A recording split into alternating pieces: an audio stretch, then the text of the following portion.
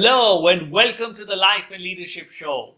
I'm Mudit and I'm a mindfulness and CXO leadership coach. I've had the privilege of working with CEOs across the world, and every time I work with them, I've really got insights and gems and pearls of wisdom which I thought we should share with you. And that's really why this show was conceived. So if you're a C-suite executive, a startup CEO, an SME owner, or a working professional, I want you to know that we are all leaders in this journey of life. At work, we lead our colleagues, and at home, we lead our families. You'd be surprised to know how many people you inspire. So if you want to be a role model, I thought, why don't we learn from the best in the world?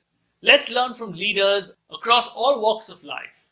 Let's learn from corporate leaders. Let's learn from startup leaders. Let's learn from SME owners and more. Learn from sportsmen. Learn from spiritual leaders. Let's cover musicians or any art form because there's so much to learn from them. Let's learn how they cope with life. How did they face adversity? Who inspired them? What motivated them? And above all, how did they lead themselves, that self-leadership, through life? Interested? I'm going to make a small request to you. Let's make the show a success by sharing this video. Register on the links below so we can keep you informed of all the latest interviews that we're going to be doing. So look forward to seeing you soon.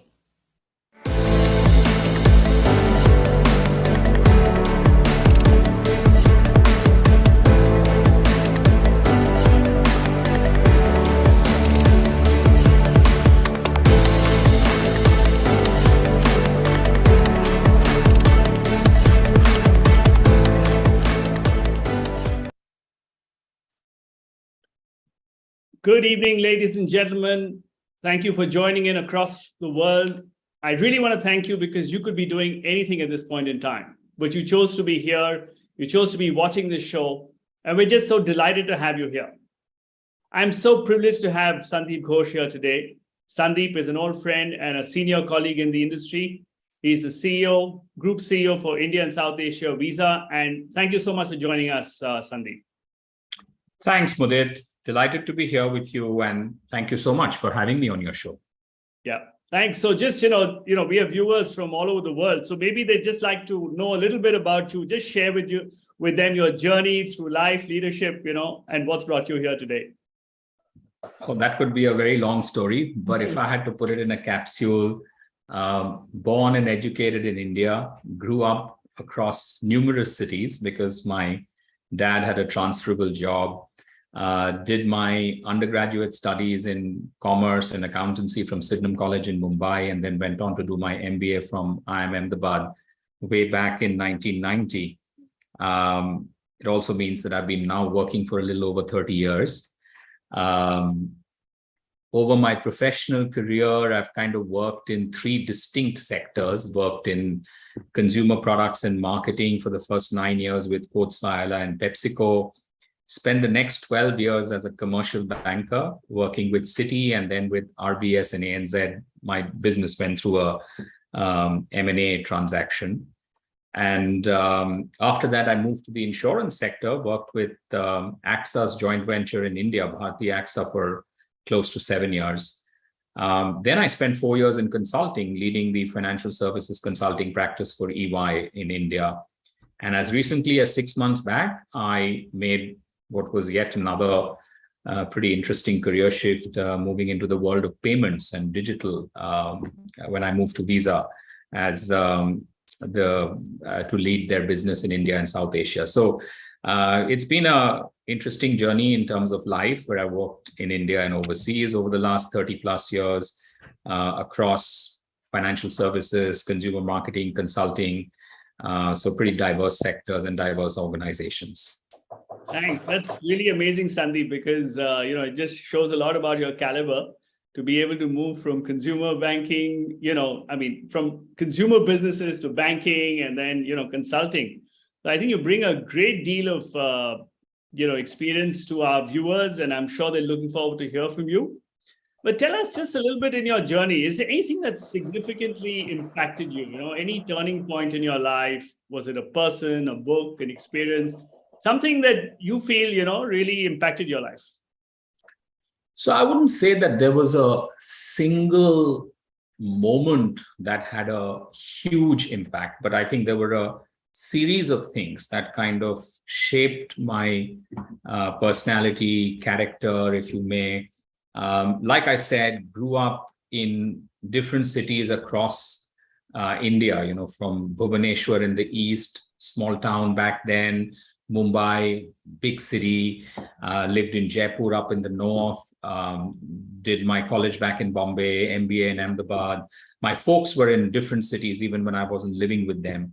But, fundamentally, I left home at the age of 16 when I came to do my undergrad studies in Mumbai, and have never kind of lived with my parents after that. So kind of leaving home at 16, I think, was an inflection point in life.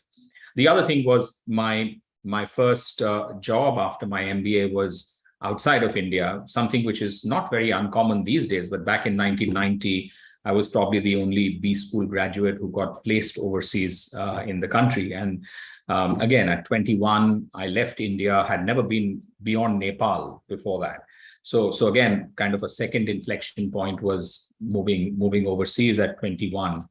I think over the years, working across different geographies, different industries, kind of forced me to consistently move out of my comfort zone, to be flexible, to be adaptable, to learn about situations and problems fairly quickly, and learn to deal with it.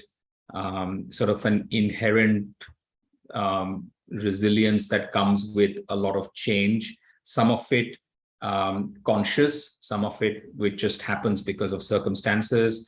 I think, to put it simply, there isn't one single kind of moment out there, but series of things through my life, some planned, some unplanned, which really have kind of shaped my my personal and professional character.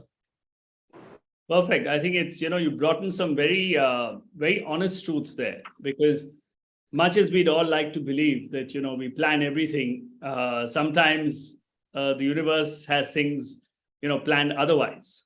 So, and I think that's very natural. I think in today's, you all brought in some very interesting elements of, resilience and just being able to deal and cope with situations. Would you like to share some examples with the audience so that, they can get a closer view of how you had to, deal with situations and, be resilient and come out? So I think probably, again, one probably has many moments in one's life where you have to deal with a complete curveball. But there are probably two things that stand out. I mean, I remember when I first started working for Volatile, which was a British company headquartered in the UK. My first posting was in Germany, and I was sent to this small town in Germany called Freiburg. There wasn't an Indian within 250 kilometers of Freiburg. There wasn't an Indian restaurant. There wasn't an Indian national.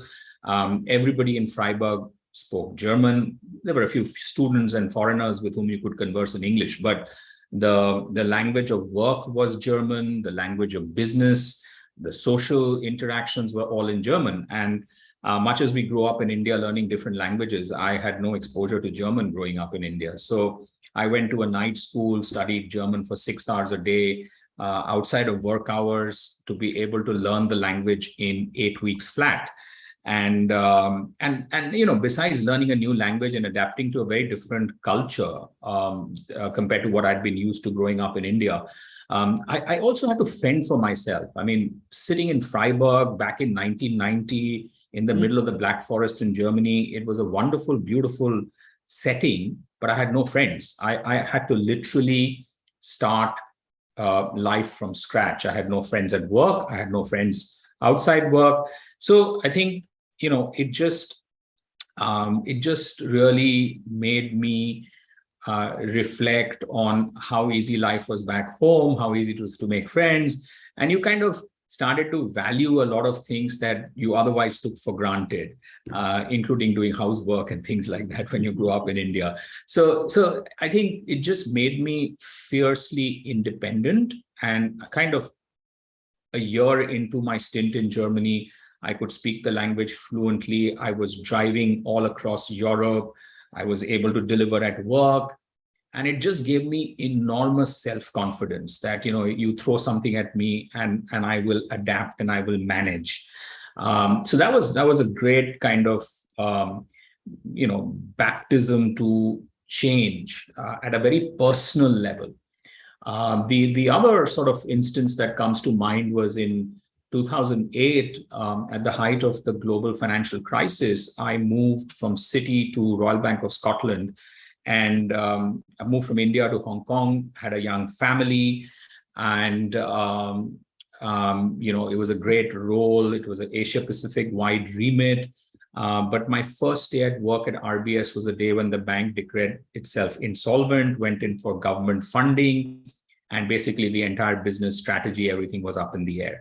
Now, I was coming off 7-8 great years at Citibank in India, where we'd kind of beaten all our targets, we'd done extremely well, and you kind of somewhere down the line started believing that you were very, very good, and then suddenly you saw that the external environment changed on you so dramatically and so rapidly that you just didn't have any answers for anything. You didn't know whether the company would be around the next day or the next week or the next month. And that was a very, very stressful moment, because you were not only responsible for yourself, your family, your career, but also for a large number of people who were part of your team.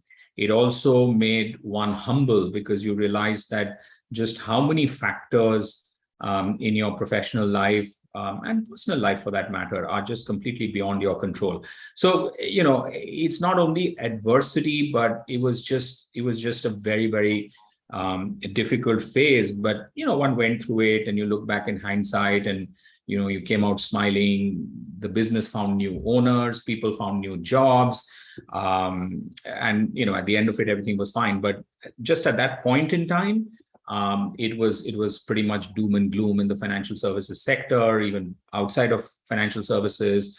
And you just at that point in time made a job change and relocated the family. So it kind of looked like, how am I going to ever get out of this? But all worked out fine in hindsight. But great learning moments. I think it just makes you more reflective, humble, to recognize just how many things need to work in your favor when you look at life and careers and so on and so forth. Amazing. I mean, I don't think I would have survived learning German in 8 weeks flat. I might have enjoyed, like you said, when you don't have a choice, Mudit, you will be surprised with what the human brain and human mind and human body can do. Yes.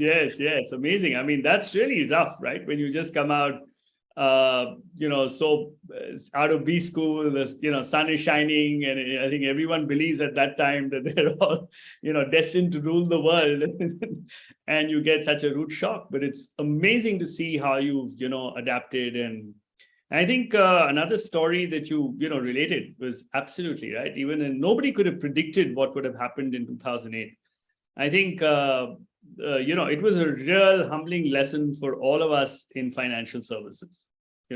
Before that, there were years where it was all about growth, and how much you could grow, so that was the limit. And then suddenly it was all about survival. And that's, very often the way business is these days, right? I mean, it's changing so fast, etc. So what would you really advise, mid-career executives, really? How do you battle and handle this kind of change and resilience? What's the resilience that you need to have to get out? So I think one has to be, first and foremost, mentally and physically in good shape when you're dealing with adversity, a crisis, because if you're not mentally in a good space, if you start to take everything that's happening around you personally, it can just eat into you, and there is no way you can wake up in the morning with a plan of what you can do and can't do and how do you go about it. It's equally important that you keep yourself in good physical shape, because when you're going through stress, the immediate correlation with health parameters is well known and well understood. So I think being in good mental and physical shape is absolutely important, number one. Number two, I think, again, it's not just enough to be resilient. Resilience would, to me, means that, you're able to deal with it, handle it, cope with the situation, but you also need to be flexible, adaptable, agile, because what works under normal circumstances may not work in a crisis. So resilience is important to retain sanity and clarity of thinking, but then you need to quickly pivot. You need to understand, hey, in the middle of a crisis, what if I have to find another role? What if I have to go to another geography? What if I have to change industry or sectors? What if I have to just figure out a way to survive till the storm clouds blow over? So, and how do I do that? And, in that situation, everyone's thinking on similar lines. So the ones that are most flexible, most adaptable are the ones who come out come out fine, or sometimes they even come out in better shape than when they went into the crisis. So, and we've seen that even with the pandemic. I mean, for some people, sometimes things can just go so far south that you have no control over things, and health is a classic example when your health fails. But generally speaking, you look back after a crisis, some people actually come out fitter, stronger, better, sharper. And that just goes to show that flexibility and agility. So not to undermine the importance of resilience, but resilience alone is not good enough. You then need to kind of be able to adapt and pivot. And if you do that well, you will not only survive, but you actually probably come out stronger, because a lot of others have fallen behind. So you actually, relatively speaking, have actually done better. So no formulas really, but just having that clarity of thought, good health, being able to prioritize even more, because in a crisis you certainly can't be trying to do too many things.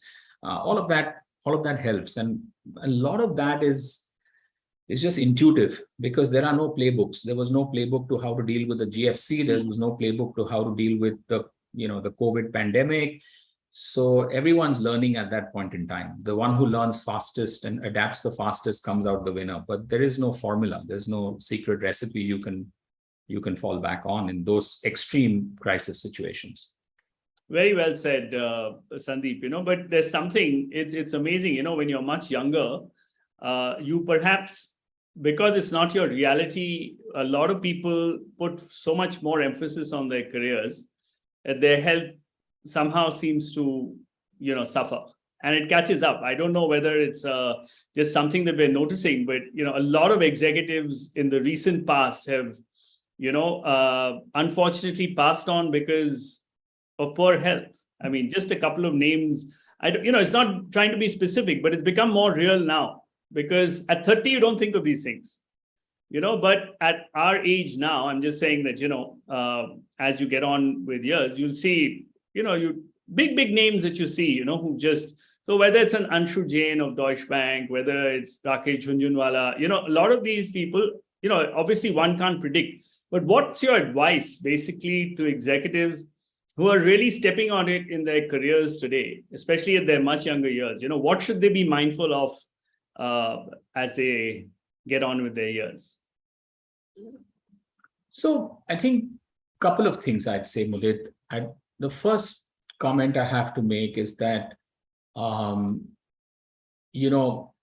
work-life balance may be a little bit of a cliche, and everybody will have a very different definition of work-life balance. So let's not go there, but I just think that overall balance is important. Like if you don't have the ability to shut off at some point in time from stuff that's happening at work, it's a problem, right? So, now someone may say, look, I need to work for 12 hours a day. Someone's happy working for 6 hours a day. That's a personal choice. But when you stop, you've got to stop and not have your mind still kind of racing, because that creates stress, and stress causes all kinds of ailments. It can manifest itself, in ailments of the heart. It can manifest itself in other ailments, and actually leave aside ailments. High levels of stress also stops you from thinking clearly and taking better decisions, whether it's in your personal capacity or in a professional capacity. So the ability to switch off and be able to compartmentalize between work and life is important. How each person needs to define for himself. And I'm certainly not qualified to, to give advice on that, because it's very personal, my view. The other thing I would say is that, it is no secret, Mudit, that corporate lifespans have gotten shorter because of the amount of change, volatility, stress, the kind of results that people expect from leaders, no matter whether you're running a country, market, cluster, region, global, whatever. It's just, you're just answerable, every minute of the day. And if you look at average CEO tenures, you look at average CXO tenures, they've become much shorter over the years. And yes, people do get big jobs at younger ages, but then very often, after 3 to 5 years, they've moved on. So that is definitely something that has happened over the last couple of decades. People have got to the C-suite or the top job in global corporations in their early mid-40s, which was unthinkable 20 years ago. But then many of them in their 50s have burnt out or have moved on because they haven't been able to kind of sustain at that level of intensity and performance over a long period of time. And, same analogy with sport. I mean, you see what Virat Kohli is going through today, and it's not ill health. He's fitter than any other player in the park. But, you very quickly go from being on top of your game to struggling. And that's happening in corporate life. It's happening in sports. It happens in, and much, much shorter cycles is basically what I see. So again, I think just that aspect of being able to compartmentalize, to have a life outside of work, to have interests outside of work, to have that balance between the personal and the professional aspects of your life. So overall balance, if I had to look for one word, it's about that balance. If you have that balance, you will stay on course in the long run. The moment that balance goes a little out of whack, it manifests itself in multiple ways: poor business decisions, poor health, combination of that, which could be a lethal cocktail. So that's it. I mean, I just think balance is just so important. Yeah. So I think the key takeaways there are shorter CXO time spans, as well as what you consider important as in terms of balance. Would you like to share with the viewers in terms of what do you do in terms of maintaining that balance? How does that help you? So look, nobody's perfect. I can't say that I'm, perfectly balanced all the time. But I think if one is able to, like I said, compartmentalize, to be able to work very hard when I'm in office, or I'm dealing with stuff, whether at home and office, which is pertaining to work, but also being able to shut down. And I've always followed sport, played sport, socialized a lot, built networks and friendships that go way beyond work, even if they were formed at work or at school or B school or wherever. So, I mean, for me, family, friends, sports, whether playing or following, are my kind of, pressure valves. Some people are into music, singing, dancing, cooking, whatever floats your boat, but you've got to have those avenues to kind of, just relax. And so that's one aspect. The second thing is I try, and I can't say that anyone's perfect in this area, is to focus on the controllables. There are times when, despite all the hard work and effort, things don't fall in place. There are times when, for no fault of your own, you find yourself in a pickle or a jam or a crisis. But just focus on the controllables, not always take every setback personally. So there are a bunch of things, one tries to do and remind oneself of. Even sometimes, when things are not going well, you sit back and you think about all the good things you've been able to do, again, personally, professionally. So you kind of bring back and revive the good memories, and that kind of helps you sometimes just deal with a very, very difficult situation. So that, look, I'm going through a tough time, but it's not that life's always been like this. And so so you kind of do a bunch of things, and a lot of this is I'm just sharing with you very intuitively. It's not that, again, I have a list of do's and don'ts. It just comes to you naturally. So the human mind, all of us read books and all of literature around how to be better as a manager or a parent or whatever, but at the end of the day, your muscle memory is what kicks in, and that is basically how you've grown up. And I'm not saying you can't improve by reading stuff or listening to people, but 90% of the times it's actually your muscle memory in a situation that helps you either save the day and come out smiling. So I think a lot of it is intuitive, but nothing like having a bunch of avenues which work like pressure valves. Fantastic. No, I think you brought in a very valid point about being able, there's a difference between things that you can control and things that you cannot. So what is in the locus of your control? Or what is your circle of influence that you can max, which is very important. So I think there's some great learning there. Just something that you mentioned, you mentioned careers are now much shorter, right? So what would you advise mid-career leaders? How can they sort of accelerate when that whole, race is becoming a lot shorter? What are the few things they need to focus on to help them get to, those higher roles of responsibility, and what is expected? So, Mudit, I think one of the things that is increasingly becoming important in today's corporate world is self-awareness. There's no point, me getting into a boxing ring, wanting to box with Mike Tyson. I need to know, what am I good at?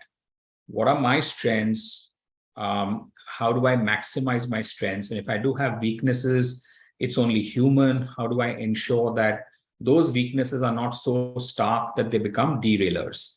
So, capitalize on your strengths, kind of be mindful of your weaknesses. They don't just go away because, sometimes, especially when you get to my age, you are what you are. You're not going to really change fundamentally. It's good to have goals and aspirations, but focus on the controllables. That's the second key thing. It's really important that you enjoy what you do. And, it's amazing how apparent it is and how clear it is to people whether you're actually enjoying yourself or you're doing something because it's a chore and because, it's a source of livelihood. It just comes through in your body language, in the way you bring yourself to work every morning.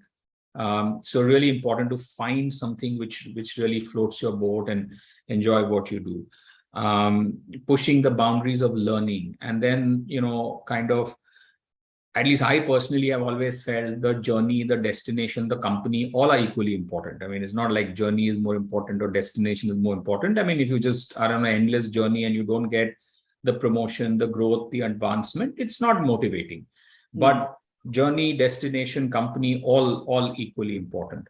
So I think if you have that, again, that sort of a mantra, that sort of a balance, that sort of a perspective, then you are focusing more on the inputs. And I'm not saying not looking at goals and targets, but the outcomes then tend to follow more often than not. And they might come sometimes ahead of your expectations in terms of timing, sometimes slightly later in terms of timing. That is, again, something which is dependent on so many uncontrollables or external factors. So I think the first thing is, I've seldom found very successful people are ones who say, oh, I want to be CEO by 40, or I want to be CFO by 35. It doesn't work like that because it's so contextual. Every organization, every industry, every sector has a very different trajectory. And where you find yourself in that situation will determine what will finally be the outcome. But if you just, like I said, self-awareness, focus on controllables, enjoy what you're doing, keep pushing the boundaries of learning, focus on, some basics like, teamwork and collaboration, because those are very important these days. Not to say it wasn't important earlier, but, organizations are much more sensitive to things like inclusion, environment, so 10 years back, you didn't put as much emphasis. So you need to be mindful of the context in which you're operating. And if you do all that and you're getting better and better every day, it would be very surprising if that doesn't get recognized, rewarded, be it in terms of levels, compensation, recognition, brand, all of that. But, I think, I think that's pretty much what one would say. And it's not just about my story. I'm one of many, but when I look at, people who've been successful, you generally tend to see large degrees of, self-awareness, large degrees of people very passionate about what they do. So, whether it is stock investing or, anything else, if you're not passionate, you rarely see a person that's successful if they're not passionate.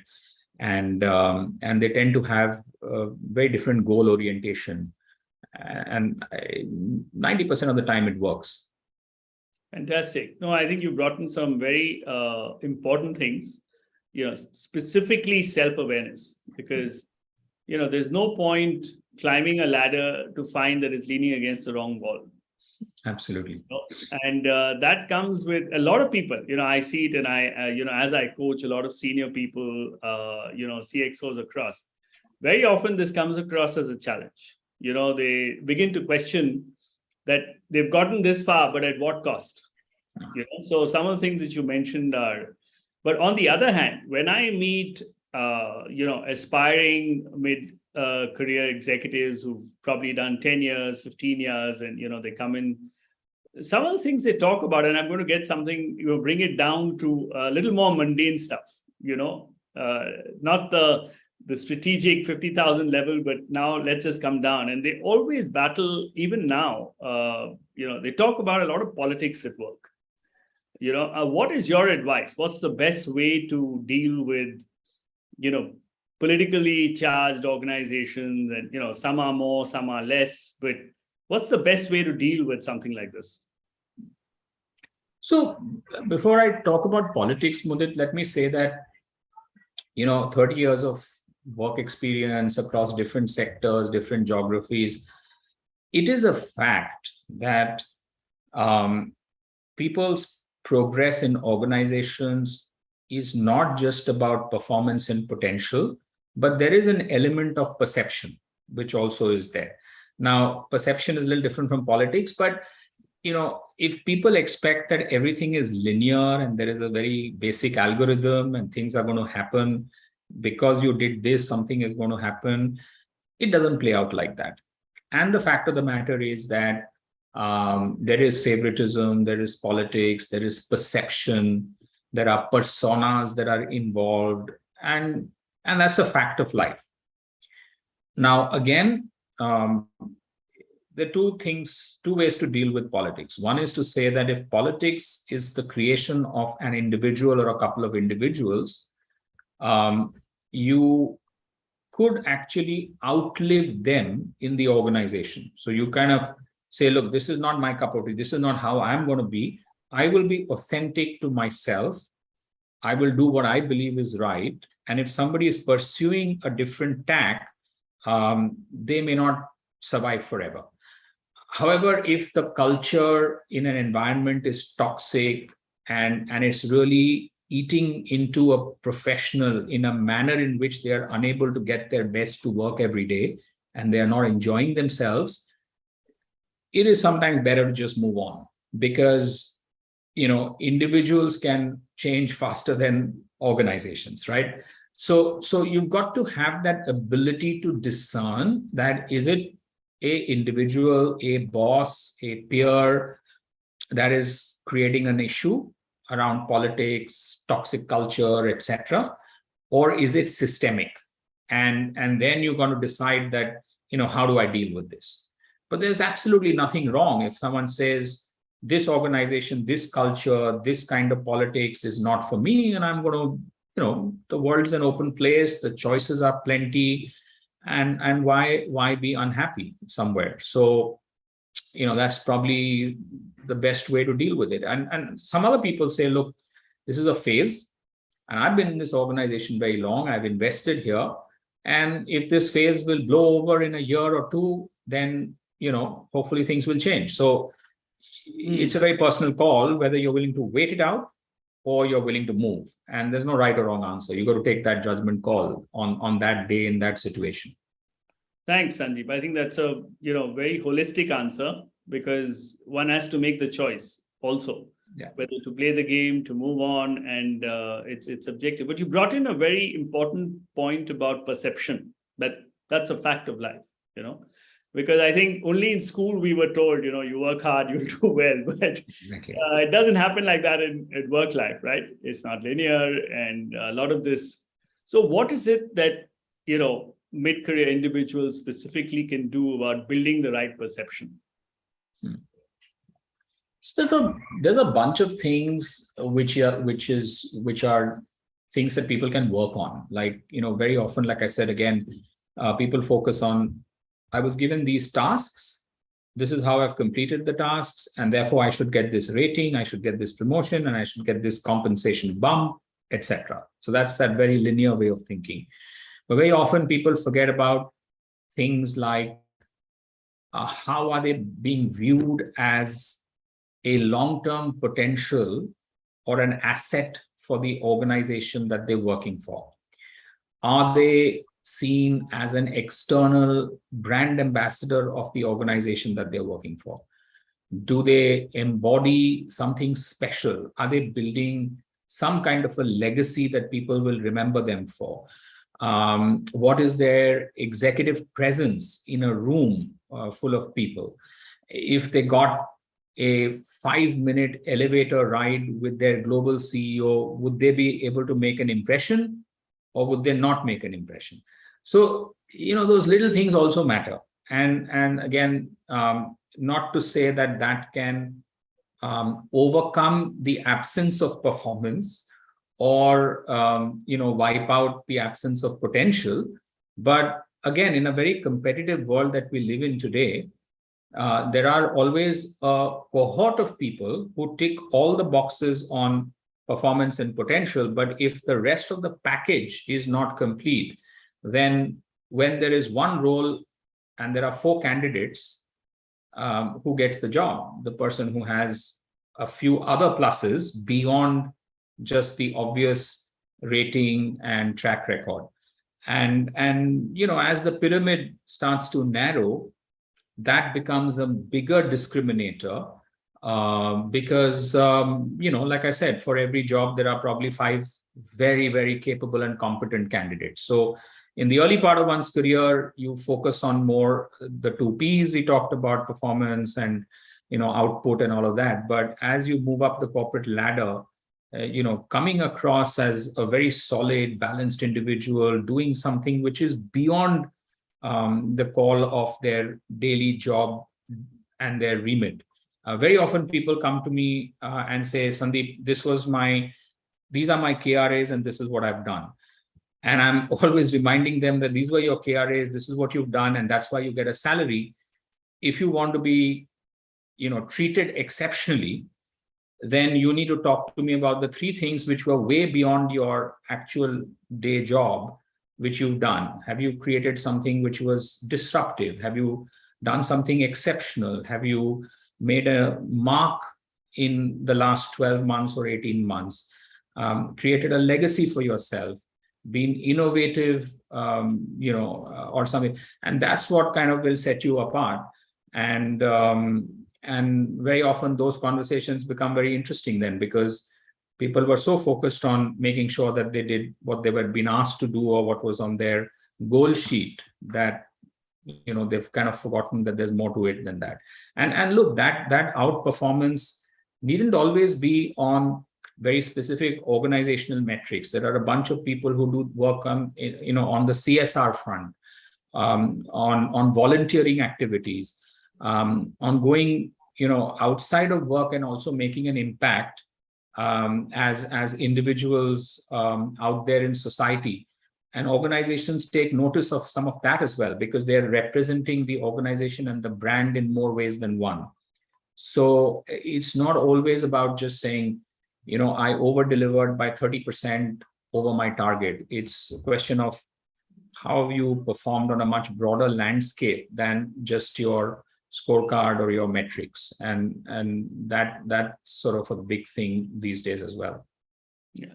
Very, very insightful, Sandeep. I think a lot of our viewers who are, watching it across various channels can take away a lot of things which, will give them an insight, right? What do CEOs look for? So thanks so much for that.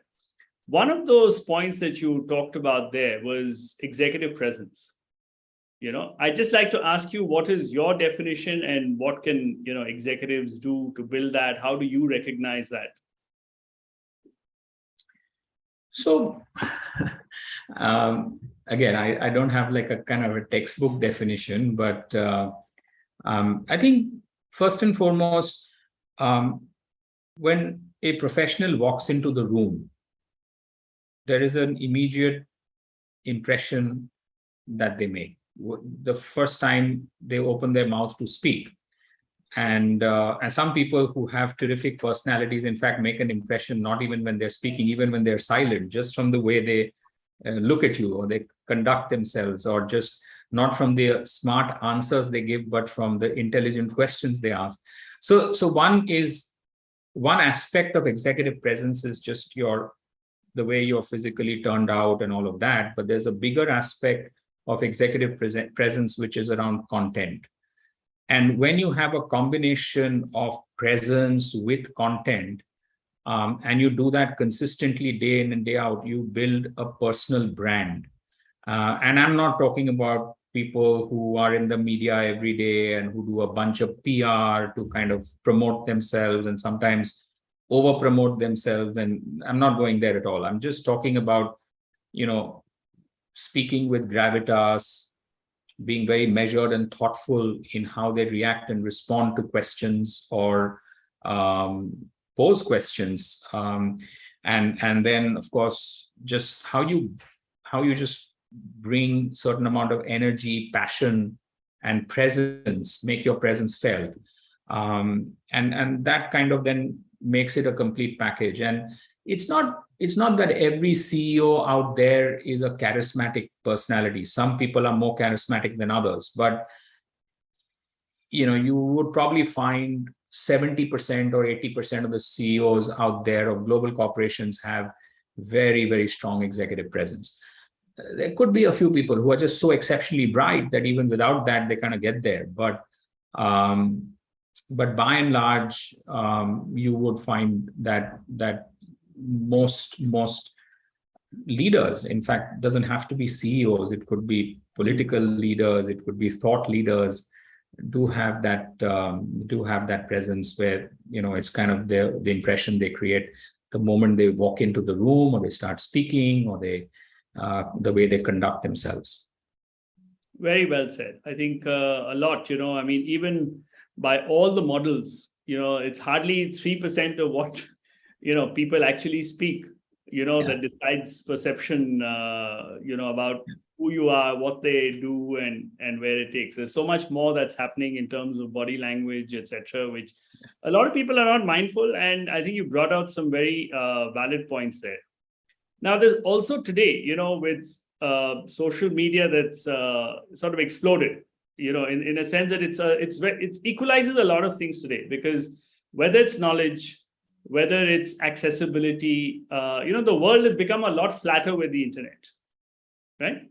So what is it that executives can do, to build on their personal brands, to be recognized? What do you think is acceptable? What is considered, things that are noticeable, and what do you notice about people?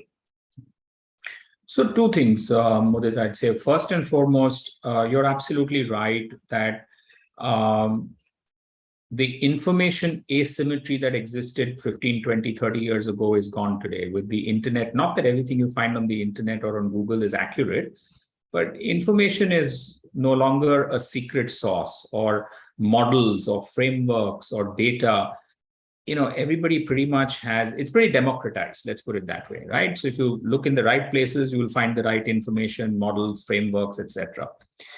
So first thing that sets people apart from others is the ability to actually process that, to harness that, to leverage that in your decision making and actions, and come up with better outcomes than what the average person would do.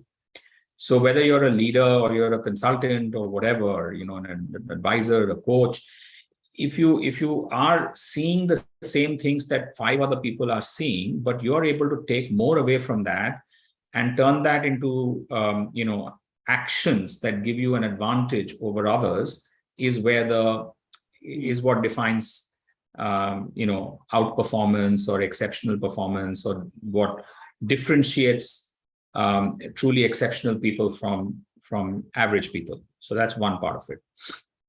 The other part of it is, coming back to that social aspect of it. Earlier, the people who had a view of you were only the people who knew you, met you, had interacted with you in flesh and blood and in person. But today, people who've never met you, never seen you, never shaken your hand, actually will have an impression about you, right? Because you might be tweeting, they would be looking at your LinkedIn profile, they'd be looking at your Facebook profile, they would be reading up about you. So again, as a leader, you've got to be very mindful that you are not only, influencing people who are directly working in your organization for you and your immediate stakeholders, but you have a sphere of influence that is much broader, and therefore also how you conduct yourself in the broader social and societal context has also a bearing.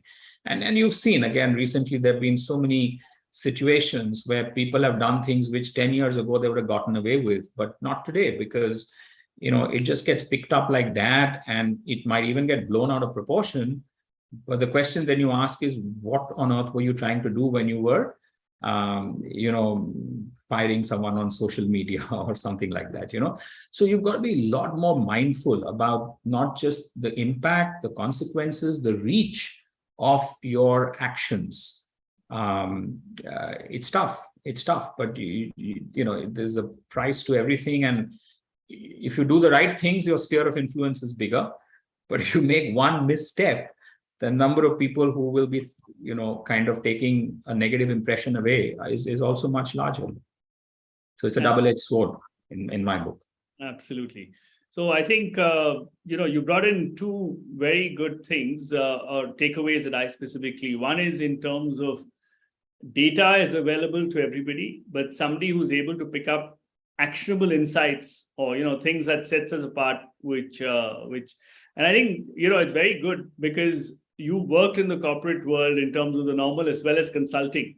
You would have picked up a lot of tricks there in that trade, which will allow a lot of viewers, especially, to sort of learn how to present things. So, is there any takeaway that you have given us little nuggets, but as a consultant, you had to do in E&Y, I'm sure you would have had to do, advise people who are probably specialists in their own fields, and yet bring about perspective. So what is it that managers can learn from your experience in terms of presenting, which data, insights, because I think presentations or communication have become a way of the world, right? So what is it that separates, the good people or the ones who make great presentations and impact vis-a-vis those who just do the normal stuff? Yeah, that's a interesting and tough question, Mudit. But so let me go back to that point about self-awareness, right? Even as a consultant, it is not always necessary that you have to prove that you are better, sharper, smarter than your client or your team members. Sometimes your role is to say, I'm not telling you something new. I'm just synthesizing the information for you in a very actionable format. And I might actually go out there and help you implement and execute something you already know, but you don't have either the resources or the time or a combination thereof to get to the outcome you're seeking. So I'm just kind of facilitating that, rather than I'm coming to you with some great insight which you didn't know about your business, your industry. So you got to know that. And that's not always the case. There are times when you are sitting with somebody and you do happen to have specific insights, maybe from another geography, from another sector, which the individual out there is not fully aware of. But you've got to kind of very quickly gauge that, are you in there to make a great insightful point, or are you there to merely validate what somebody already knows? Are you there to make a great strategy, or are you there to help execute and implement? So, coming back to that point of self-awareness, you got to very quickly gauge, what is my role in this situation? And basis that is how you craft what you're going to say. And what does that actually mean? It actually means that you need tremendous amount of preparation. And so the first thing I learned when I moved from industry to consulting is that the level of, when I was in a CEO like I am today, I could walk into a meeting saying, I will listen to everybody there and I will figure out what my course of action is. Not to say that I wouldn't read pre-reading material, but when I walk in as a consultant and somebody is paying for my time or my team's time, I needed 3x or 4x the level of preparation, both to gauge, not only to assess the problem that we were trying to deal with or the opportunity that we're going to talk about, but also to gauge the client, the situation, the context, because that often would actually determine the tone and tenor of what we were going to communicate. So I think if you combine self-awareness with preparation and good judgment of what is it that in a particular situation you're trying to do to add value, you tend to be sort of in a good space more often than not. No, very well said. That's from a consulting point of view. Now let's just take that back, to bring those skills back to, let's say, in your corporate world, when you have mid-career leaders presenting to you as, what is it that you want to see? Because just stacks of, you don't have time. And, so there are a lot of frameworks like the Minto principle and etc. that a lot of people, what is it today as a working, CEO, what is it that you want to see when mid-career people present to you? So there's a whole bunch of things, Mudit. I think the first thing is that you want to see, as a CEO or as a leader, you want to see respect for your time. And similarly, if I'm presenting to my leaders, I have to be mindful and respectful of their time.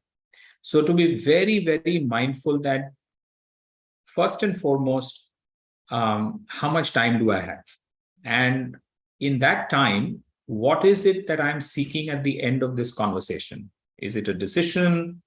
Is it guidance? Is it sponsorship? Is it, just making someone aware of something?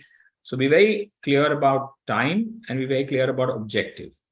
And I expect that of people who come to present to me, that what is it that, how much time do we have? What is it that they're trying to achieve? If there is an efficient way of giving me some good background information so we can come more quickly and directly to the opportunity or problem at hand, so much the better.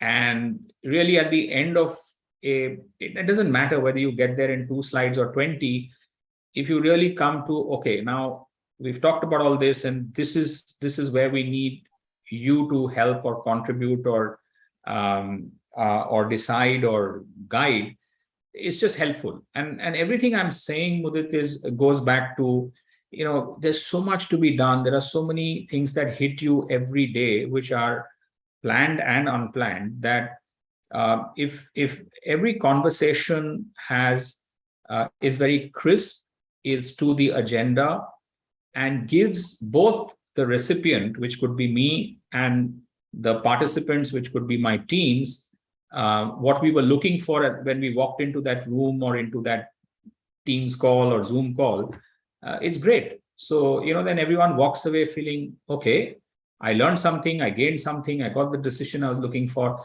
But any meeting that leads to more meetings without an outcome is terribly unproductive for everybody.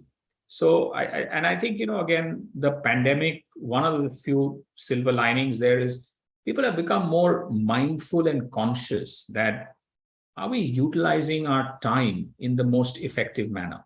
I just see that across the board. I mean, everyone's just much more mindful about that, which is great. And which is why if you don't need to travel and you and I can do this virtually, nothing like it, 10 years ago, if you wanted to interview me, either you would have flown to Bombay or I've come to Bangalore and we'd be doing this face to face and, whatever. But again, what is the best and most productive and responsible use of our time is something I expect of every interaction with my executives.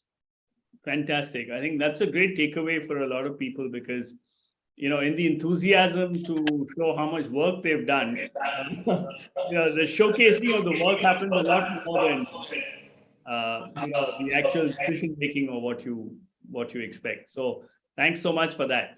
And one other thing, I know you mentioned this in a lot of ways, but I find two things that people have brought to my attention. One is there is a bell curve, right? So you just because you worked hard, etc., doesn't necessarily get you where, and you've talked about it. The other point is that a lot of the decisions that are taken about people are taken in their absence. So a lot of people don't know what is it that CEOs want from them. A lot of them have worked. So what are, the top 3-4 things, if you can, I know you've touched about it separately, but if you were to just synthesize that and tell middle-level managers, look, if you want to get in from a middle-level manager to a CXO, this is what you need to do. So I think if any individual feels that they don't have clarity on what's expected of them, it is incumbent on that individual to kind of almost demand that of their leaders, bosses, superiors. And sometimes in organizations, it is very structured, very process driven, and sometimes it is not. And especially when you look at, the startup economy and, things where entire business models are shifting overnight. You could have very dynamic goal setting happening. Because there is, moving targets and, you pivoting from A to B very rapidly. But first and foremost, I think, for any executive, you have to the extent possible, from a controllables perspective, own your destiny. You have to demand clarity of role and metrics and delivery, as well as feedback from time to time. Now, you have to, again, be a little mindful. Different leaders have different styles of giving feedback.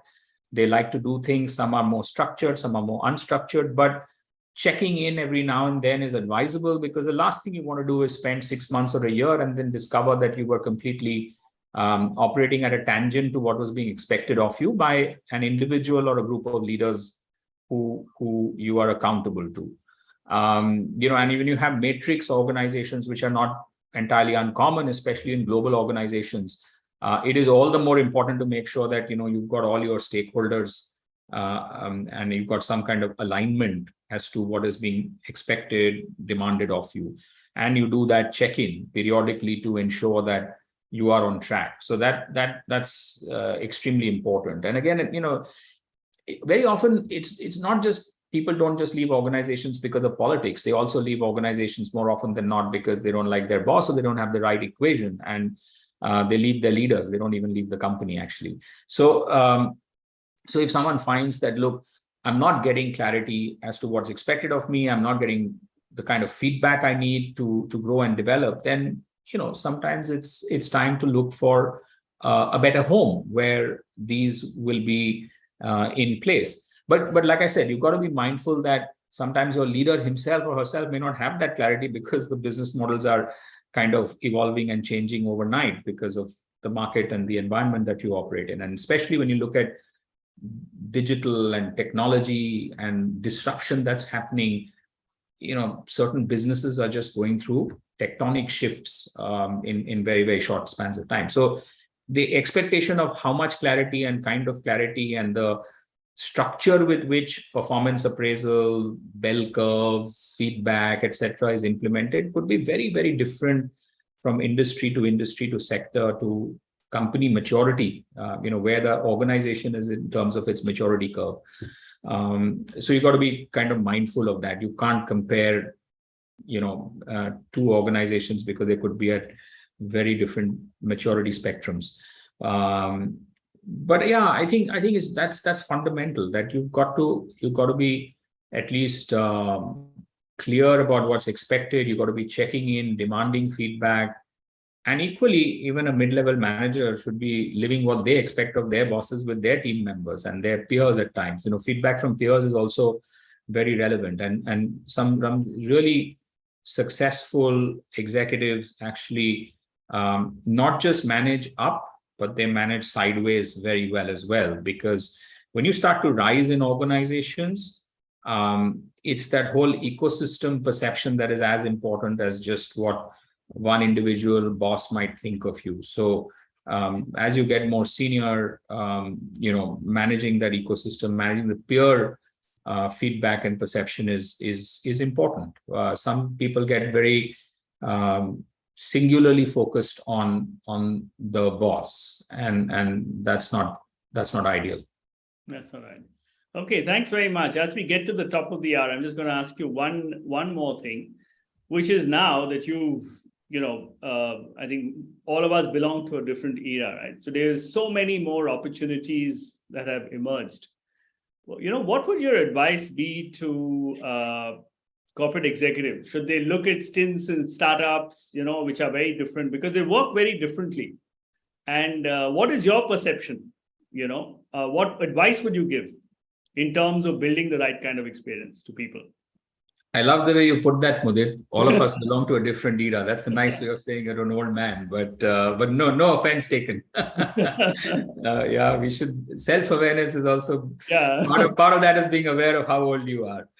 And I did start off by saying that I've been working for the last 32 years. So every year that I continue in the corporate world is in a way a blessing. But coming back to your question, Mudit.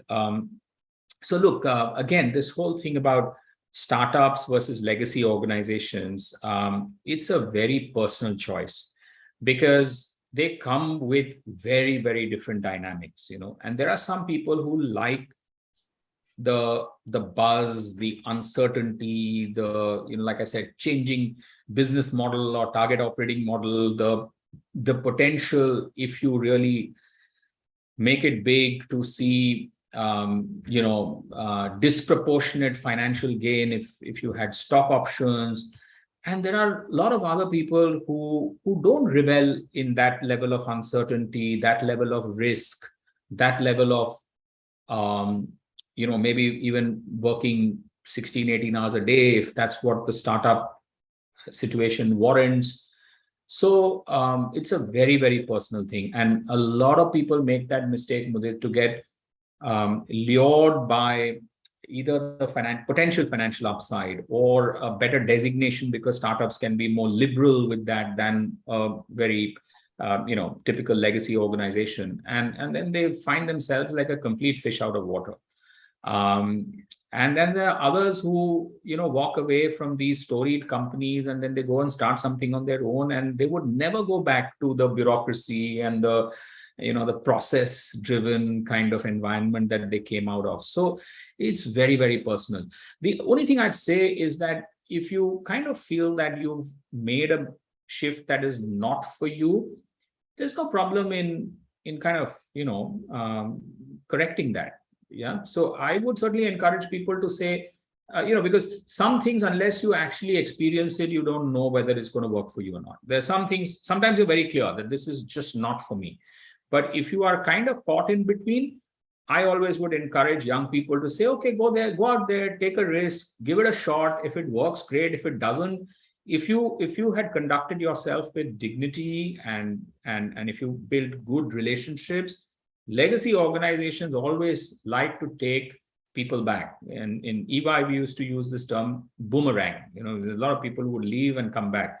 And I love that word. And, after I've joined Visa, there's been a couple of boomerangs we've had. And I really like that, because it gives a very strong message to the organization that someone who left with a positive impression can always come back. So no problems there. I mean, there should be no ego either on the part of the individual or the organization that I went out there, I tried something, didn't work out, want to come back. Most welcome.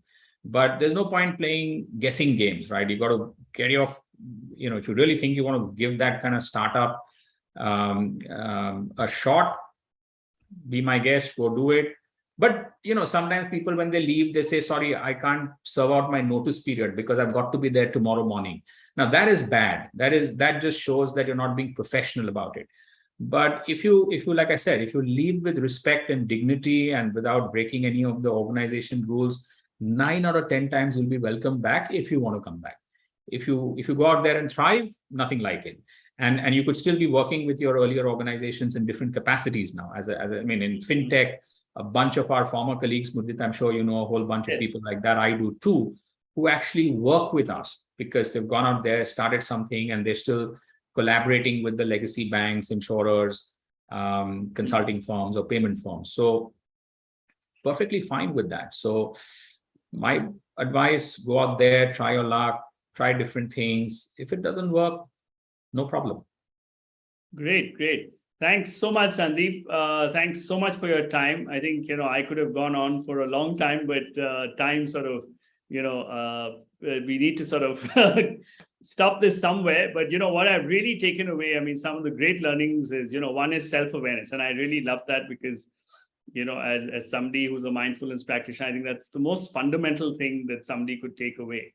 And then you talked about so many things, about balance, about, just being mindful in terms of who you truly are, and what resonates with you. Lots of takeaways. So any final words from your side, just to cap it all? It's a Friday evening, Mudit. My only final word on a Friday evening is, whether it's in your personal life or professional life, you got to have fun along the way. If you don't, it's not worth it. So great. On a lighter note, keep smiling, have fun, and that's it. Okay, thanks so much. So everybody, let's enjoy Friday evening, have fun. Exactly. Thank you so much for having me, Mudit. Pleasure talking to you. Pleasure catching up. Cheers. Thank you. Bye-bye. Bye.